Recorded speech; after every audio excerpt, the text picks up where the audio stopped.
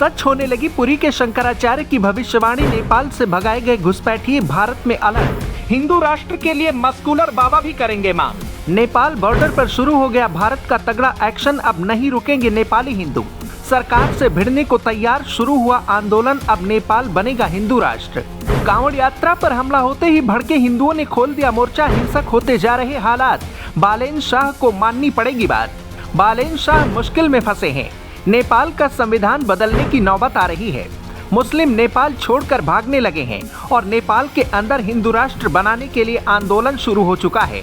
2018 में पुरी के शंकराचार्य जगत गुरु स्वामी निश्चलानंद सरस्वती महाराज ने कहा था, विश्व में स्वास्थ्य, शस्त्र और शास्त्र क्रांति की उद्भावना नेपाल से होगी।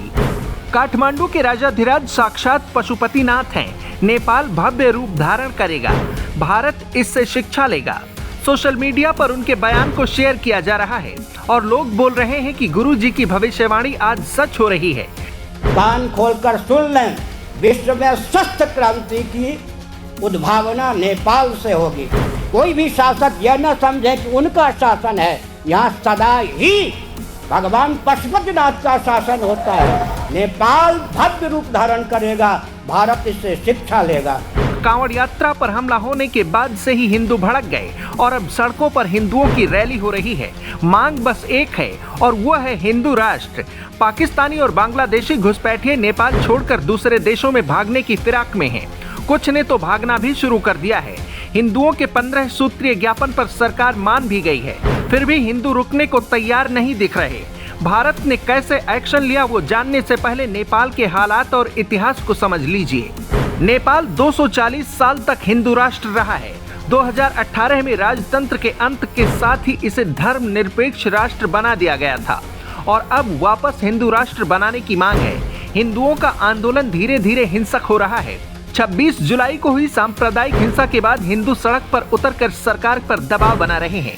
सरकारी दफ्तरों में आग, गाड़ियां फूंकना और मस्जिद के साथ मुस्लिमों की टोपियों में भी आग लगाई जा रही है। हिंदू भड़के हैं तो घुसपैठी भी धीरे से नेपाल छोड़ रहे हैं। हिंदू संगठन की मांग है कि नेपाल से घुसपैठिए को बाहर करने और हिंदू राष्ट्र बनाने का प्रस्ताव संसद में लाया जाए। नेपाल के पीएम के सामने बड़ी चुनौती है। पीएम बालेन शाह ने कहा कि हिंदू राष्ट्र का प्रस्ताव नेपाल में संघीय व्यवस्था प्रभावित कर सकता है, फिर भी इस मुद्दे पर सरकार विचार कर रही है। नेपाल के घुसपैठिए कहीं भारत में न घुस जाएं, इसलिए भारत की सुरक्षा एजेंसियां और सेना अलर्ट पर हैं। भारत नेपाल सीमा पर सिर्फ दस्तावेज से एंट्री नहीं मिलेगी, बल्कि बायोमेट्रिक फेज की जांच को पूरी तरह से जरूरी कर दिया गया है। एसएसबी की बटालियनों और बिहार पुलिस की जवानों ने मोर्चा संभाल लिया है। संवेदनशील रास्तों पर 24 घंटे गश्त की जा रही है। बायोमेट्रिक स्कैनर मशीनों को भी चौकियों पर तैनात कर दिया गया है। दरअसल जांच एजेंसियों को पता चला है कि हाल ही के दिन में सीमाई इलाकों में भारी संख्या में नकली दस्तावेज तैयार किए गए हैं, जिससे संदिग्ध लोग आसानी से आ जाते हैं। इसलिए भारत पहले से अलर्ट हो गया है। पहाड़ से शुरू हुआ हिंदू राष्ट्र का आंदोलन अब तराई जिलों तक पहुंच गया है। मई 2008 में नेपाल से राजतंत्र खत्म करके इसे धर्मनिरपेक्ष राष्ट्र बना दिया गया, लेकिन अब 18 साल बाद नेपाल में वही बहस फिर से छिड़ गई है। प्रदर्शनकारियों का दावा है कि जेनजी आंदोलन के साथ उन्होंने नेपाल की पुरानी सरकार का विरोध इसी भरोसे के साथ किया था कि नई सरकार हिंदू राष्ट्र का अपना वादा पूरा करेगी। बालेन शाह घबराए हैं क्योंकि हिंदू राष्ट्र के लिए संविधान बदलना होगा। हिंदू आर पार की लड़ाई के मूड में हैं। खबर तो ये भी है कि महाकुंभ में आए मस्कुलर बाबा भी नेपाल को फिर से हिंदू राष्ट्र बनते देखना चाहते हैं। तो क्या नेपाल हिंदू राष्ट्र बन पाएगा? आप क्या सोचते हैं? कमेंट में बताइए।